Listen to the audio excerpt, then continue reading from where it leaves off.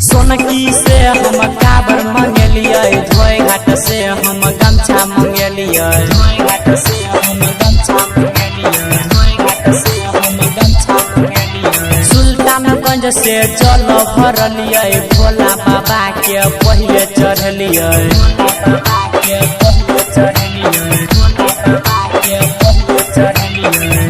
तैयो न भोला बाबा गोरकी से मिले लगय, तैयो न भोले दानी छौरी से मिले लगय हो।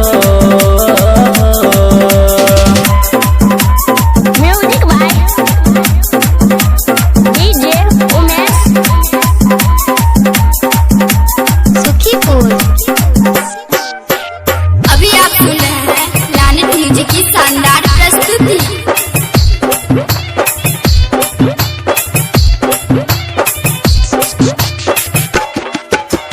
बोलबम वाला गंजी किनलिए, सुइया पहाड़ हम पैदल गेलिए, सुइया पहाड़ हम पैदल गेलिए, सुइया पहाड़ हम पैदल गेलिए। बाबा के नाम लोग के काबर उठलिए, भोले दानी के चरण में गेलिए, भोले दानी के चरण में गेलिए, भोले दानी के चरण में गेलिए।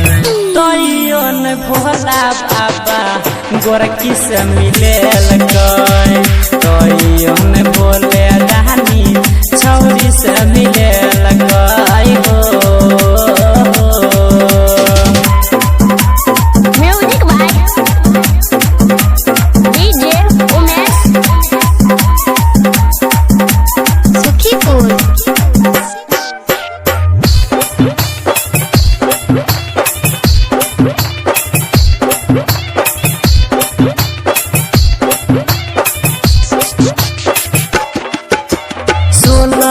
सोमवारी के लिए पूरा हम तैयारी के लिए, पूरा हम तैयारी के लिए, पूरा हम तैयारी के लिए। मिथिला साउंड के हम मंगलिए, रमन जी यादव के गाना बजलिए, रमन जी यादव के गाना बजलिए, रमन जी यादव के गाना बजलिए। तैयो न भोले दानी छौरी से मिले लगय, तैयो न भोले बाबा गोरकी से मिले लगय हो।